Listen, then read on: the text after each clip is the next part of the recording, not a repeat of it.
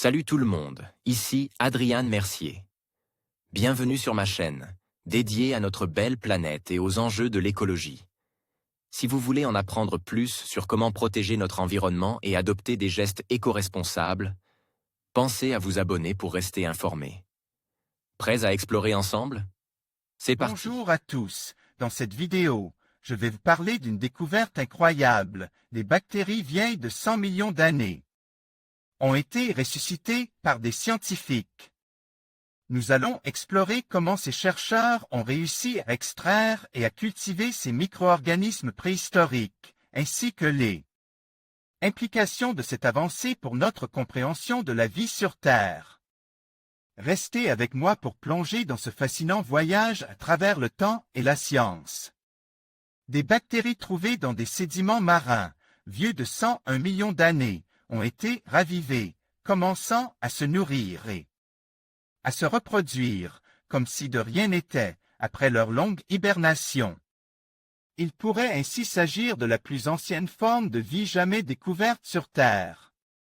Elles ont vu les dinosaures et les premières fourmis. Des bactéries, vieilles de 100 millions d'années, ont été ressuscitées par des scientifiques de l'Agence japonaise de sciences et technologies sous-marines, JAMSTEC pour Japan Agency for Marine Earth Science and Technology, qui ont réussi à les faire se nourrir et se reproduire dans leur laboratoire. Les bactéries en question ont été récoltées dans le gir tropical du Pacifique Sud, une zone située au sud de l'équateur entre l'Amérique du Sud et l'Australie. Cette zone est réputée être l'endroit le plus mort de l'océan, dépourvu de nutriments et de toute poussière continentale. C'est ici, enfoui dans une épaisse couche de 75 mètres de sédiments, et gisent de 13 à 101,5 millions d'années et à plus de 6000 mètres de profondeur, que les scientifiques ont découvert des traces de bactéries lors d'une expédition en 2010. Les échantillons ont été récoltés dans le gir tropical du Pacifique Sud, sous une couche de 75 mètres de sédiments à 6000 mètres de profondeur. Yuki Morono et al., Nature Communication, 2020 99% des bactéries ranimées. Les chercheurs ont mis leurs échantillons en incubation, en les nourrissant de nutriments riches en carbone et en azote.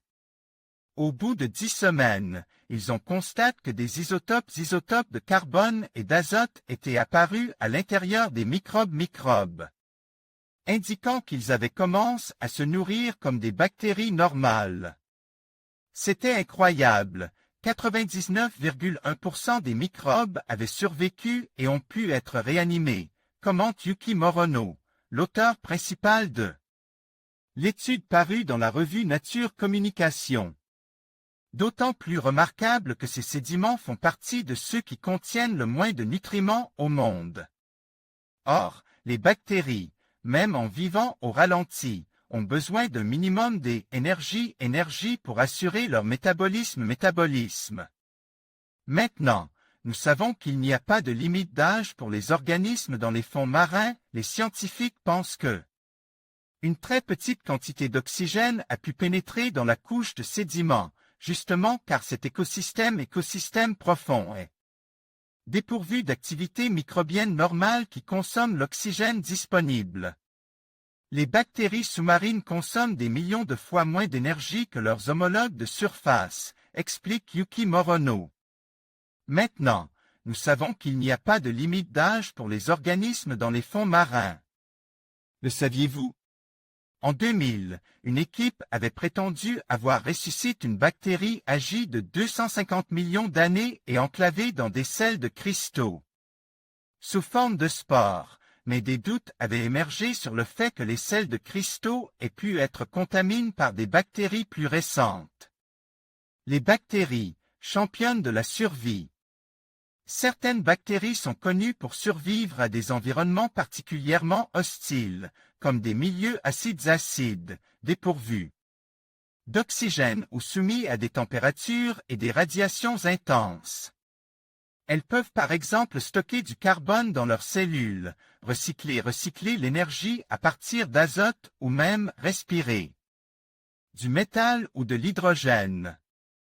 Mais c'est la première fois que l'on découvre qu'elles peuvent survivre aussi longtemps pratiquement sans énergie ni oxygène. Si l'on peut dater relativement aisément les sédiments, il est cependant difficile d'estimer l'âge exact des microbes. Malgré les conditions extrêmes, certaines bactéries ont pu se multiplier, ce qui veut dire que celles qu'ont trouvées les chercheurs sont issues de leur descendance et sont donc plus récentes. Mais, étant donné l'extrême pénurie en énergie, c'est assez peu portable dans ce cas. En conclusion, la résurrection de bactéries vieilles de 100 millions d'années par des scientifiques ouvre de nouvelles perspectives fascinantes dans le domaine de la microbiologie et de la paléontologie. Cette avancée non seulement nous permet de mieux comprendre les écosystèmes anciens, mais elle soulevait également des questions éthiques et environnementales sur l'utilisation de ces organismes. Alors que nous continuons à explorer les mystères du passé, il est essentiel de réfléchir aux implications de ces découvertes pour notre avenir.